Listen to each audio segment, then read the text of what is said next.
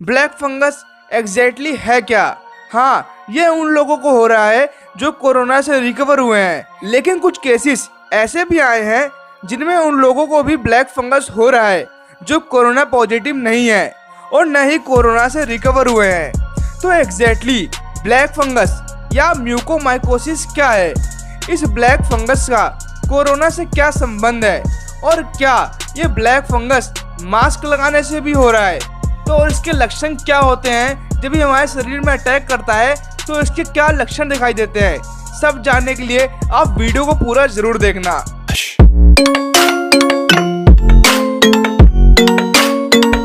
Black fungus अभी पूरी दुनिया में बहुत तेजी से फैल रहा है और ये एक ऐसा फंगल इन्फेक्शन है जिसमें म्यूकोमाइकोसिस नाम का एक माइक्रो ऑर्गेनिज्म जब हमारे बॉडी के कांटेक्ट में आता है, तब ये ब्लैक फंगस शरीर में बहुत तेजी से अपने डुप्लीकेट्स बनाने की संख्या को 2 से 10, 10 से 100, 100 से 1000 और 1000 से 1 लाख तक कर देता है। ये म्यूकोमाइकोसिस हमारे इन्वायरमेंट में शुरुआत से ही प्रेजेंट था, लेकिन इस बार बात अलग इसलिए है क्योंकि जो लोग कोरोना से रिकवर होके आ रहे हैं उनका इम्यूनिटी लेवल अनस्टेबल रहता है और इसी वक्त ये शैतान जागता है।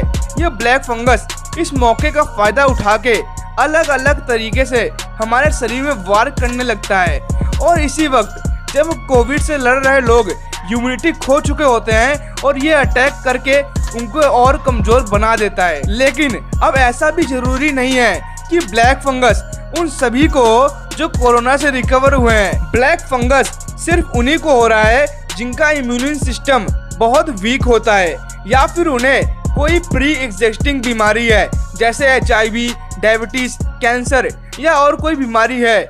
और जो लोग बहुत ज़्यादा दिनों तक ICU में भर्ती रहते हैं उन पे भी ये ऑर्गेनिज्म बहुत तेजी से अटैक करता है। तो अब हम जानते हैं कि ब्लैक फंगस होने के बाद हमारे शरीर में उसके क्या लक्षण यानी क्या सिम्टम्स दिखाई देते हैं। ब्लैक फंगस होने के बाद इंसान को थोड़ा ब्लैकिश कलर दिखने लगता है और उसका विजन भी बहुत कम हो जाता है।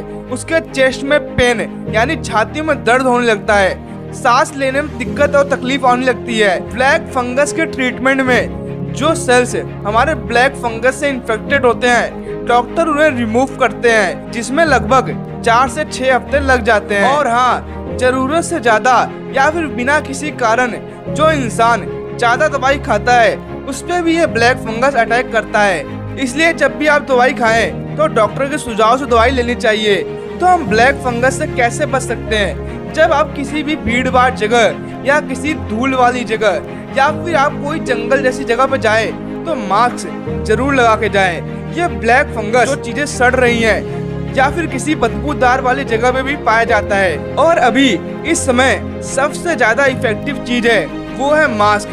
तो अभी जानते हैं ब्लैक फंगस कहाँ पे हो सकता है। देखिए, ब्लैक फंगस हर जगह पाए जा सकते हैं। जैसे आपने कभी रोटी या ब्रेड को ऐसे ही खुला रख दिया होगा तो आपने कई दिनों बाद नोटिस करोगे उस पे काला काला कुछ आ जाता है।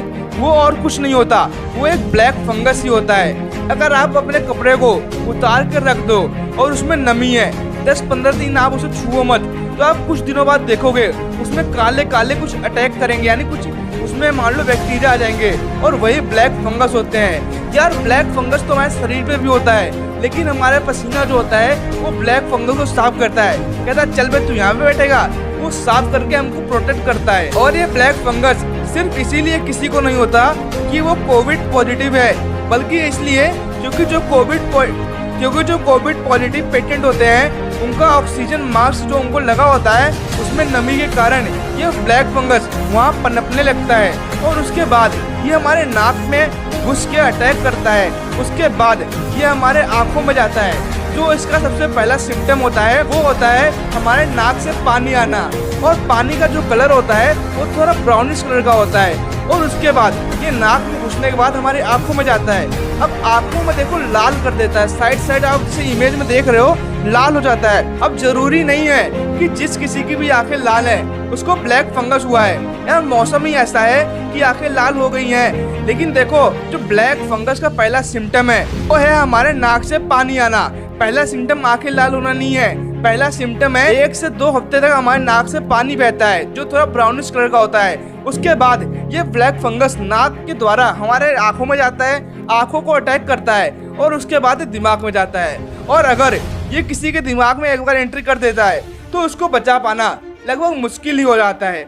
और अब कई लोग कह रहे हैं यार ब्लैक फंगस मास्क के कारण हो रहा है, तो ये बात गलत है क्योंकि मास्क के कारण नहीं हो रहा है। आप अगर मास्क पहनते हो और आपने धोआ है और गीला है और उसमें नमी है तो उसमें बैक्टीरिया पनपते हैं। उसके बाद वो बैक्टीरिया आपके नाक में, आप नाक में मास्क लगाते हो तो नाक से ही जाएंगे ना अंदर, सीधी बात है। उसमें अगर वो नमी है और वो बहुत दिनों से लगा रहे हो, आप जब से कोरोना शुरू हुआ है तब से वही मास्क लगा रहे हो, तो चेंज कर दो भाई, क्योंकि उसमें इतने बैक्टीरिया पनप जाते हैं, धो देते हो तब भी उसमें इतने बैक्टीरिया हो जाते हैं तो आपके नाक के द्वारा घुस जाते हैं।